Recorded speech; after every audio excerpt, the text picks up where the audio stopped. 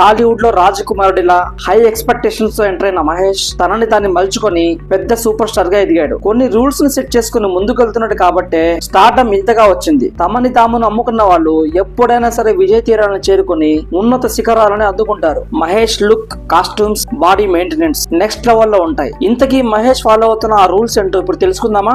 Number 1, remake సినిమాలు చేయడు. అంటే మహేష్ ని ఇంప్రెస్ చేయాలంటే ఫ్రెష్ స్టోరీతోనే కలవాలి. నెంబర్ 2, బాలీవుడ్ మూవీస్ కు నో చెప్పడం. ఒకప్పుడు మహేష్ తీసుకున్న ఈ డిసిషన్ ఇప్పుడు ప్లస్ అయింది. ఎందుకంటే జక్కన్న ఏకంగా ఇంటర్నేషనల్ స్టాండర్డ్స్ తో గ్లోబల్ మూవీని తీయబోతున్నాడు. నెంబర్ 3, తన సినిమాలో వల్గారిటీ లేకుండా ఉండేందుకు మాక్సిమం ట్రై చేస్తాడు. పోకిరి మూవీ షూటింగ్ జరుగుతున్న టైంలో పూరి జగన్నాథ్ తో మహేష్ కు ఆర్గ్యుమెంట్స్ జరిగాయి. ఎందుకంటే అందులో బూత్ డైలాగులు, కొన్ని బూత్ సీన్స్ ఉంటాయి. వాటిని అవాయిడ్ చేయమని చెప్పేసి మహేష్ ఎంత చెప్పినా కూడా పూరి జగన్నాథ్ వినలేదు. ఆ తర్వాత తీసిన బిజినెస్ మెన్ మూవీలో పూరిని మహేష్ కంట్రోల్ చేశాడు. ఇప్పుడైతే అసలు కాల్ షీటే ఇవ్వట్లేదు.